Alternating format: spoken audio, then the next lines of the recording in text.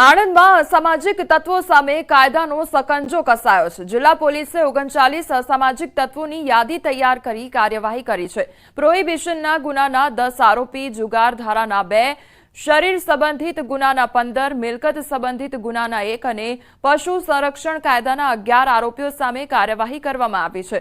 ખંભાતમાં એક આરોપીનું ગેરકાયદેસર વીજ જોડાણ કાપવામાં આવ્યું, જ્યારે અન્ય એક આરોપીનું ગેરકાયદેસર બાંધકામ તોડી પાડવામાં આવ્યું છે। આણંદ પોલીસની કડક કાર્યવાહીથી અસામાજિક તત્વોમાં ફફડાટ ફેલાયો છે। ડાંગના સાપુતારા ખાતે અકસ્માતની ઘટના બની છે। ફોટોગ્રાફી કરતા યુવકની બાઇક ખીણમાં ખાબકી હોવાની ઘટના બની છે। ટેબલ પોઈન્ટ પર અકસ્માત સર્જાયો હતો। બાઇક ખીણમાં ખાબકતા યુવકનું મોત નીપજ્યું છે। બ્રેક ફેલ થતા અકસ્માત સર્જાયો હતો।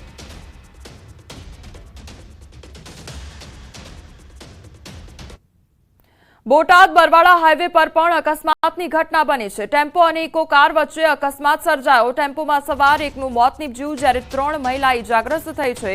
અકસ્માત સર્જી ઇકો કાર ચાલક ફરાર થયો છે, તો ઇજાગ્રસ્તોને સારવાર માટે ખસેડવામાં આવ્યા છે।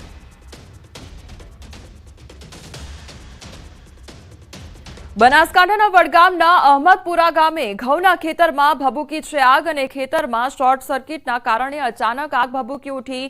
આગને કારણે 1.5 વીઘા જમીનમાં તૈયાર થયેલો ઘઉંનો પાક બળીને ખાક થઈ ગયો। ઘટનાને પગલે ખેડૂતને માથે આભ ફાટ્યા જેવી સ્થિતિ સર્જાઈ છે। સદનસીબે મોટી જાનહાનિ ટળી છે।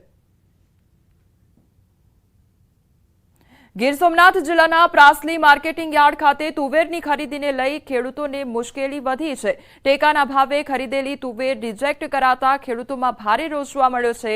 ખેડૂતોનો આરોપ છે કે 8 દિવસ પહેલા તુવેરનું વેચાણ કર્યું હતું। તુવેર ગોડાઉનમાં પણ પહોંચી ગઈ હતી। હવે 8 દિવસ બાદ તુવેર રિજેક્ટ કરી પરત કરવામાં આવી રહી છે। તુવેરનું વેચાણ કરી તેને ડમ્પ કરી દીધા બાદ તેને રિટર્ન કરાતા ખેડૂતોને બમણી મુશ્કેલી વેઠવી પડી રહી છે।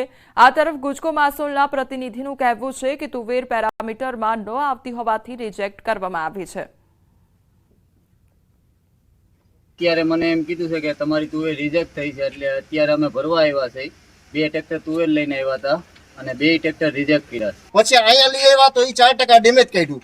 તો 4% ડેમેજ તો અત્યારે જે બારદાન જે ભરેલા છે એ લોકોના ચેક કરેલા ઈ તમે 2 બધા ખેડૂતની એવી ગણતરી માંગણી છે કે 2 બારદાન ખોલી અને તમે ચેક કરો। ઈ તુરદારનો ચેક કરો અને અમારી તુરદાર અત્યારે જે લઈ આવ્યા ઈ તુરદાર તમે ચેક કરો। પેરામીટર પ્રમાણે લેતા નથી, અહીંયાથી રિજેક્ટ થાય છે, એટલે આપણે પેરામીટરમાં એ પ્રમાણે જોખીએ છીએ। પેરામીટરનું ઉપર આવે એ રિજેક્ટ થાય છે।